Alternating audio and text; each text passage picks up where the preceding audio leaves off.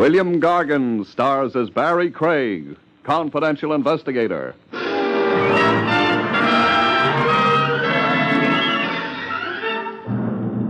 To ensure a longer life, folks, a gun in hand is worth two in the bush.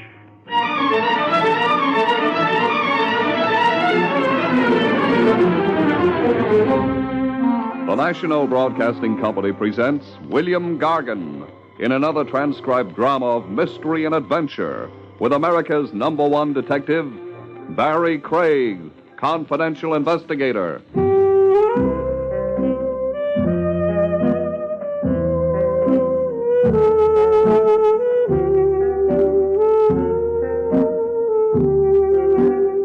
Barrie Craig speaking. There's a popular notion people have about confidential operatives. Stop any guy on the street and ask him. The notion? Steam-heated love, or, as the French say, amour. My classification of workers always got a blonde on one arm, another blonde in his lap, and a third blonde in his eye, so people think. The truth, as a matter of fact, is people are so right. Textbook biology aside, the true reason for our howling success with the ladies is our fatherly appeal. It's women looking for the male protection they missed since the carefree days of the cradle. It's the unladylike search for the strong, dominating male who knows all the answers. It's also the classic feminine urge to pin horns on the masculine cranium. I won my horns by parking overtime outside Grand Central Station. I'd gone in to see if the mayor was making good on his promise to keep the trains running on time. I came out to find a summons tied to my windshield wiper. A green ticket. The $15 variety. Ouch. In my car, I found something more had been added to liven up my humdrum existence. A Cupid doll. Painted a rainbow pink with saucer eyes, and blowing so many scents over me, I got an immediate perfume jag. Isn't there some mistake? No. You, didn't mistake this for public hack? No. Then, I'm in the wrong car? Are you? I'll check. Well, keys fit the ignition. The car belongs to me. Oh, how wonderful. But you don't. How sad. Funny. Funny? I always wonder just how the future Mrs. Barrie Craig would happen along. Run into me turning a corner? Or come to me with a letter of introduction from my Uncle Hess in Allentown? You're disappointed it's like this. I'm frightened. Frightened? My blood pressure. 10 more points and I'm flying with the angels. Oh, then you like me. We'll get married and have 6 kids. 7. 7's a lot of laundry. We'll live in the country. I'm allergic to marigolds. A picture wall looking out on green fields. Comes August, I sneeze and my eyes get red. We'll name the children Tommy. Not all 6 of them. 7. Oh, I did want one daughter. What will I call you when I'm hunting high and low for my cufflinks? Cerise. And when I want help with the supper dishes? Barrie. And when we toast marshmallows and reminisce about how we first came to meet, what should I remember? How I hid in your car to escape the dragon. The dragon? A repulsive little man who follows me. Where did he follow you from last? Connecticut. He was on the train. From Connecticut to my car? Yes. I see. Where is Mr. Repulsive right now? Behind us. Behind us? In the gray coupe. He's waiting to follow us when you pull away. I'll fix that. Oh, no. I'm Samson. I break heads like matchsticks. Please, no. No violence. Nothing to spoil the fun we're having. Oh, I feel so good. Oh, I haven't felt good for such a long time. So what do I do? Just take me away. With a chaperone on our tail? You're capable and clever. Huh. I shake guys like salt out of a shaker. I knew you were equal to the dragon. For every block he hangs on over 10, you can paint a zebra stripe on me.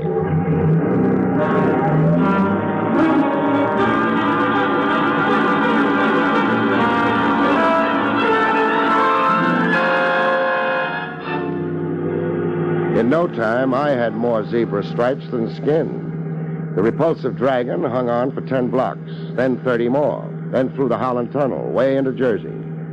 I hung up a new highway speed record, but the gray coupe stayed in the money. Your dragon drives like he was born to the wheel. But you're so much better. All of a sudden, baby, I'm not so sure. I got off the highway, snaked up and down deserted side roads. I followed the moon across rocks and stumps of forest like my car was a Jeep, but the gray coupe hung on. Hung on close enough to point up the risks in my undertaking. The dragon's spitting fire at us, baby. He's shooting at your tires. Oh, you're wrong about the tires. Oh, Barrie, you've been hit. How are you going to like me with a dimpled elbow? In front of him like this, we're a nice, lush target. Oh, you're not stopping. I've run out of road. Dead end ahead. Oh, but we can't. Barrie, look. He's crashed. Yeah, he has. That will teach him to shoot and drive at the same time. He ran into a tree. Remind me to kiss the tree. Let's go offer our condolences. Wait. I almost forgot. Got a dime handy? A dime? Oh, yes. Here. But why? I'm throwing it to Finnegan. For luck. It was Finnegan who made the gray coupe crash in the nick of time. Oh. You understand? Yes. Finnegan's your good angel.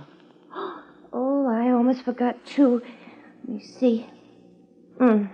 A quarter. I'm throwing it to Mrs. Rumpelheimer, my good angel. You're growing on me, baby. No question about it. You're really growing on me.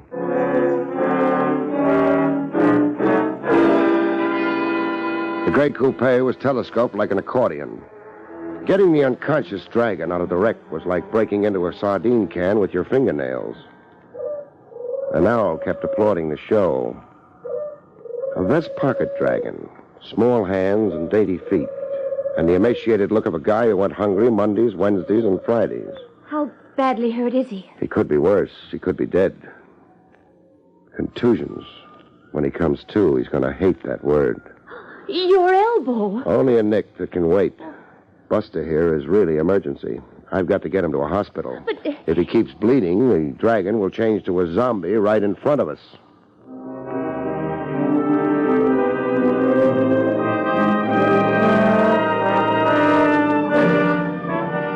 Contusions weren't half the medical jargon. The patient's in an oxygen tent, Mr. Craig. What's the diagnosis? Multiple injuries to the head. Conditional paralysis of the reflexes due to severe concussion. Oh. He'll recover? Pathologically, yes. What does that mean? As an aftermath of trauma, there may be psychiatric complications. Meaning? A memory lapse, an amnesia. Rough. Or maybe not. Maybe it's a blessing. Maybe Buster has more he'd like to forget than remember. His name appears to be Reuben Clark? Yeah. That's the name on the label sewed inside his coat. But no other identification, address, a nearest of kin? No. As I've already said, I looked for a wallet. Oddly enough, he wasn't carrying one. The hospital will need more information for a police report. I've told you all I know. I was out driving with my girl and heard this crash behind me. The gray coupe, out of control, had folded against a tree. I played Good Samaritan. That's all there is. He's in your hands now, Doc, so give him the full treatment, huh?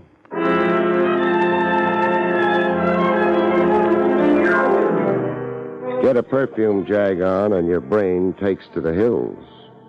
It happens to a bachelor pushing 40. That weak moment when single bliss suddenly has the feeling of solitary confinement. Oh, you were wonderful rescuing me. The congressional medal goes to that tree. Do what you did for me in blind faith. All through history, men have gone blind and boneheaded over a Cupid doll. Mark Antony, for instance. Baby, you kiss like you took a graduate course. No man has ever risked himself for me before. The men in your past must have been 80 and over. I've never before had a champion. Tie a blue ribbon around my neck and fit the dunce cap at a rakish angle. The dunce cap? Blind faith, you said. I could be promoting a horse laugh at myself. Oh, no.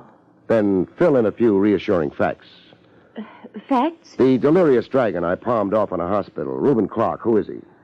I'm not sure. Who do you think he is? I think a man in the hire of my guardian. And what's the problem with your guardian? I I don't think I want to talk about it. It's too late for reluctance, baby. I've taken too big a bite of your life. He's mistreated me, hurt me, kept me prisoner, confined me to my room, always under watch. Why? He wants to marry me. There was money, many valuable things left to both of us when my parents died. And Guardian wants all of it through marriage to you? Yes. But why run? Why not stand up to him, get to a lawyer, go to the police? I can't. He's clever, my guardian, devilishly clever and determined. You're in the land of the free. We pay judges to step on worms. He threatened to have me put away if I oppose him, if I keep refusing to marry him. What do you mean, put away? In a sanitarium. He's bribed people, old servants, even old friends to swear that I'm mentally irresponsible. Nice guy, your guardian. Well, I have no way of fighting him fairly. You've got me. Oh, thank you so much, but I don't want to fight him. Procrastination, baby. I just want to hide and rest. Not think today and tomorrow. Just not think. I've been trapped in a nightmare, in a hideous nightmare. Sure you have. It's up to your ears. You want a breather. Nothing to fret over. Just pass the time. And have fun. Like the fun we were having. 6 kids. 7. During this breather, where do you want to be? Anywhere. Where only you can find me. Okay. I know a country shack owned by a friend of mine over at Scotch Plains. It won't be in use until May 1st, and I know where the key is. Oh, you're wonderful. You'll be the guest of a certain Lieutenant Trav Rogers, only he won't know it. It's Rogers' shack. I'll stock you up with groceries and look in now and then. I'll take you over to it. Just one more fact to file away. Who and where is your guardian? I'd rather not at present. No, you can trust me. My word on it. I won't make a move until you agree to it. My guardian is Jeffrey Foley. We live in Tuxedo Grove Heights, Connecticut.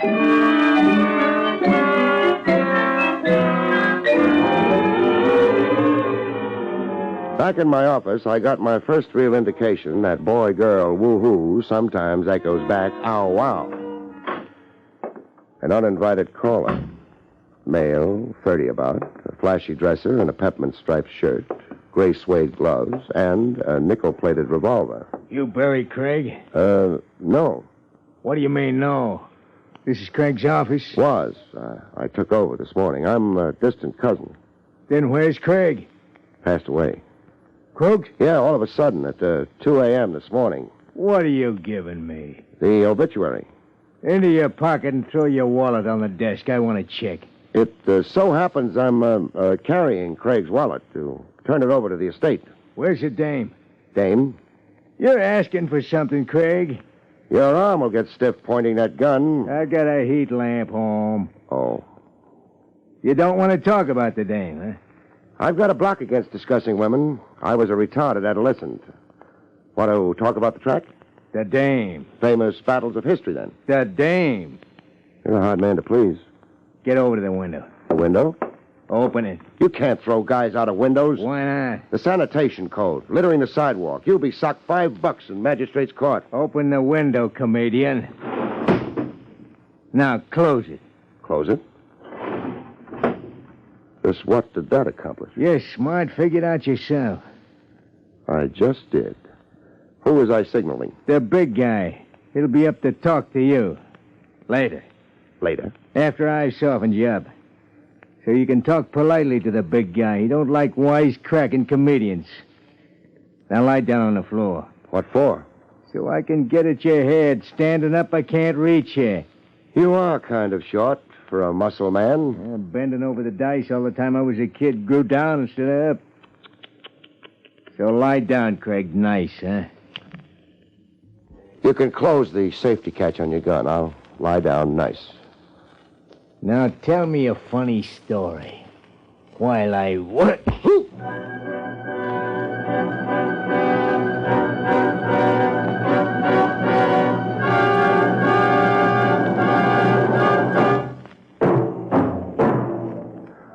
I awoke in a fog. A cigar fog. Clouds of strong tobacco blowing in my face. I found a face behind the cigar after a while. A moon face with a contented smile. Like men smile after dealing themselves a royal flush in spades. Hey, keep that stinkweed in my face and I'll be gassed to death. It's fine Cuban tobacco. But I'm no Cuban. Let's talk, Craig. Let's talk about the beating I survived. My deepest apologies. The dude is a continual embarrassment to me. The dude, huh? I've tried to teach him moderation and restraint. Turn him over to my teaching for 10 minutes. All right, I will. Joke. I don't know where I fit into your game. I'll tell you. Automobile license number BC 100, New York. Honorary plates issued to Barrie Craig. So? Your automobile.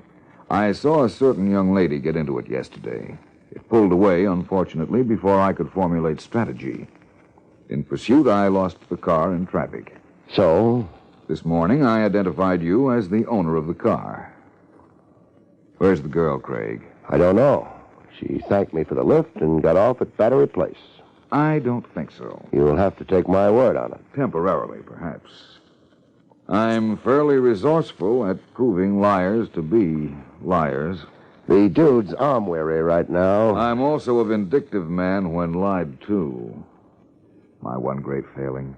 Who hasn't got one flaw in his character? You're, a practical man, Craig. Is that a cash bribe developing? A modest gesture of goodwill. $1,000? Keep your money in your pocket. You're not tempted? Only curious. What makes the girl worth $1,000 on the hook? That doesn't concern you. It had better not concern you. You're a fool, Craig. Lochinvar riding for a fall. Who's Lochinvar? You're championing a girl you know nothing about. Whatever she told you, Craig, you can be sure it's pure invention. I'm only sure you're after her, and you ring counterfeit. Craig, I warn you. And that stooge in a peppermint shirt you use for a calling card. You don't really think you can whistle me over to your side? All right. Hide the girl, play the hero, and the idiot. There's a keg of dynamite under you, Craig. Oh, if only you could free your eyes of stardust.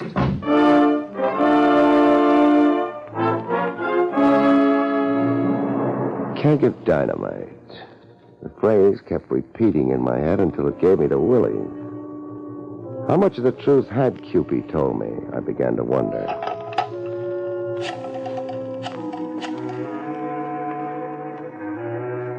Information? Will you get me the phone number of a Jeffrey Foley, Tuxedo Grove Heights, Connecticut?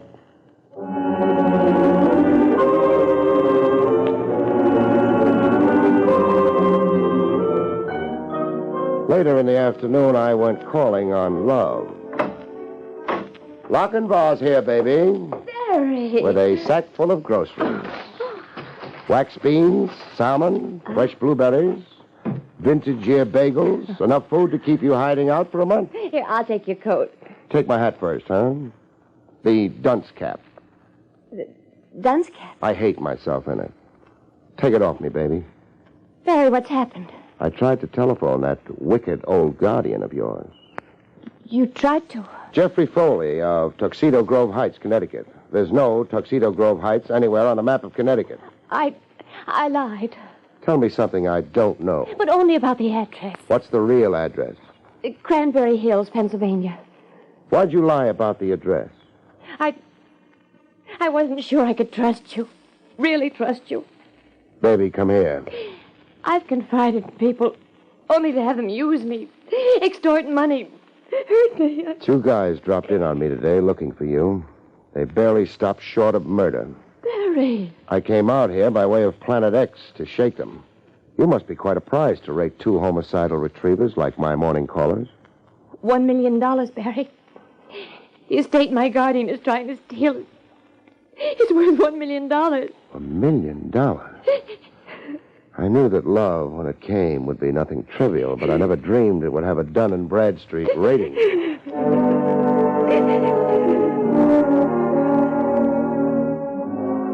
A perfumed doll cries on your shoulder, and reality drowns in a tub of tears. Cupid knew her way to my heart. Like there was a neon sign on my chest saying, "Enter here."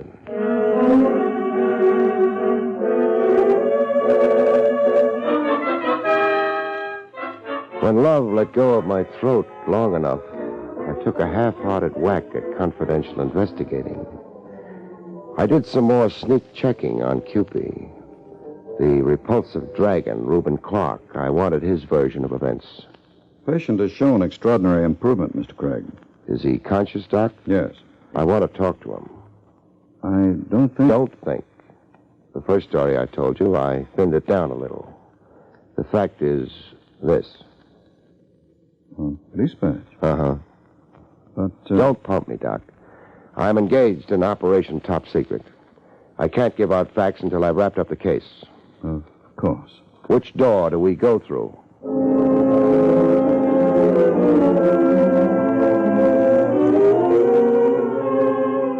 The dragon talked like a guy kicking himself around the block. I first saw the girl on the train. Cerise Foley. I never knew her name. Oh, no. Look, let me tell it my own way. All right, tell it. Well, it was in the club car. She sat across the aisle from me, looking peculiar. Looking peculiar. A little loony, humming little ditties, then winking over to me, then laughing to herself. Are we talking about the same girl? Look, I'm talking about the chick you made me chase all over Jersey. Keep talking. Well, the way it was, I figured an easy pickup. You're trying awfully hard for a bust on the snoot. You asked me to tell you, and I'm telling you. Okay, tell me. Well, I'm a guy like any other guy. Good looker like this chick wants to be sociable, so I... Stop embroidering it, Buster. What'd you do, marry her or something? You took the seat beside her. Then what? Well, we got to talking, getting acquainted. I told her how I was a hardware salesman fresh in from Binghamton. I don't want to know your pedigree. Well, she told me she was Princess something or other, traveling what word am I muffin? Incognito. Yeah, incognito. Well, her uncle was a Maharaja somewhere, and she was here on a secret mission for him. To raise cash, she said. The Maharaja was stone broke. You're making this up. Well, I thought she was until I got a peek into that overnight bag she kept on her lap. What was in the bag? Jewels. The stuff the Maharaja sent her here to sell off. Jewels, mister. Enough jewels to make you go clean off your rocker. Like you went. Yeah, like I went.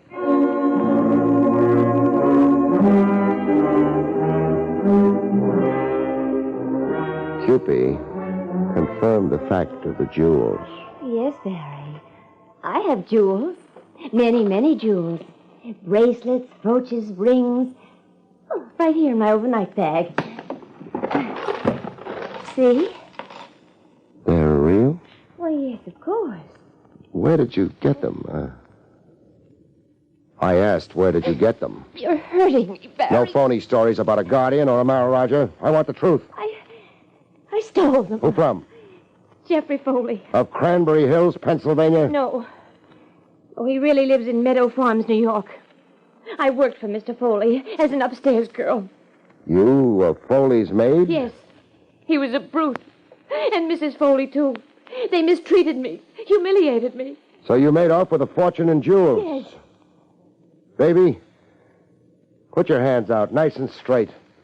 Put my hands out. I'm handcuffing you and tying you up so you stay put in my absence. Where are you going? Away from that sweet, sappy, daffy kisser of yours so I can think. Grand larceny, baby, with yours truly accessory after the fact.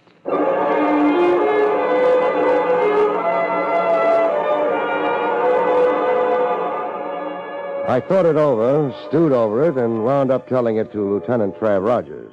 So love finally came to Barrie Craig. If you have to rub it in. What brand of smokes do you want sent to the state pen? Give me an out. An out like? A deal, quietly arranged. This Foley gets his jewels back, and he doesn't prosecute. Where's the girl in the swag now? When I tell you, don't blow a fuse. What's that supposed to mean? Your shack up in Scotch Plains, where you cool off July and August. What about my shack? The girl's been hiding out there. She's there now. Craig, of all the crust! I didn't think you'd mind. You didn't think I'd mind a common thief and a moonstruck admirer and an accomplice. Now, Craig, you're under arrest, and so is your Cupid doll. The minute I arrive in Scotch Plains.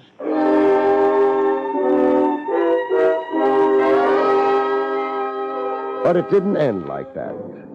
As it turned out, after some nice police handling, I had a couple of new wallops, a couple of new surprises in store.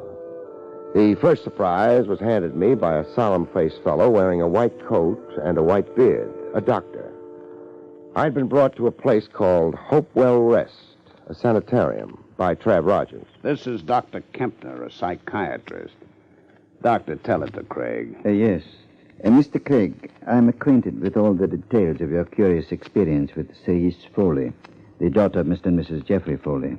Daughter? Now, wait a minute, Doctor. Craig, hear the doctor out. Okay. The story of the jewels and her position as a maid were a pure fabrication, part of, shall I say, her newest hallucination. Newest hallucination? The young lady has been a mental patient under my care here for some time. She hallucinates many, many things. The jewels belong to her father. She merely appropriated them in this latest escapade. 2 guys who worked over me. Who were they? I'll answer that. They were private detectives hired by the father to recover the jewels and his daughter without publicity. They play rough for private detectives. Their promised fee was $25,000. The fee had them a little overeager. Cerise, she's here now, in this sanitarium? Yes. She is confined here. Can I see her?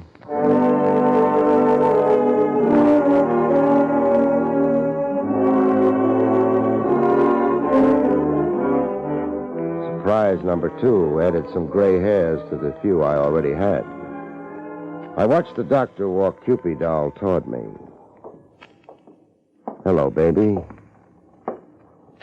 The doc tells me you'll do okay, and I'm rooting for you. Who is this man, Doctor?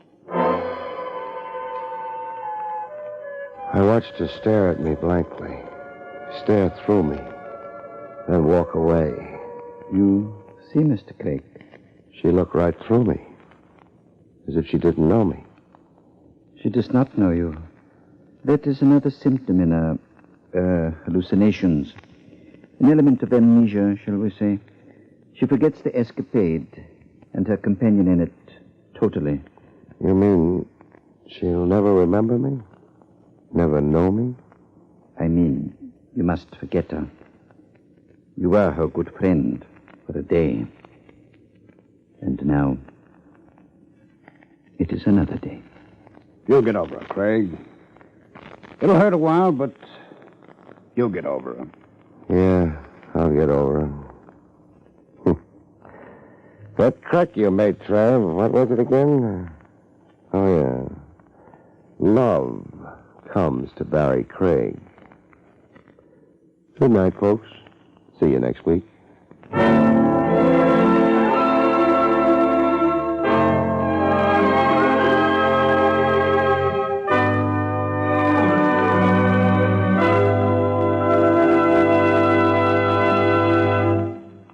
You've been listening to William Gargan in another exciting transcribed mystery drama from the adventures of Barrie Craig, confidential investigator. Tonight's story, A Time to Kill, was written by John Robert. Next week, it's the strange story titled Motive for Murder, about which Barrie Craig has this to say. Next week, death flies the Atlantic from Lisbon to New York. A corpse breaks the bank for $40 million, and yours truly almost sprouts wings. See you next week, folks.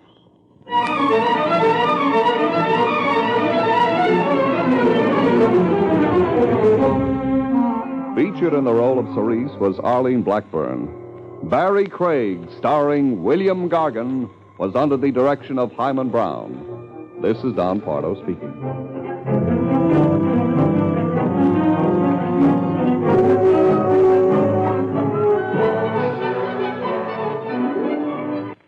Next, Robert Montgomery presents Something Different in News Analysis on NBC.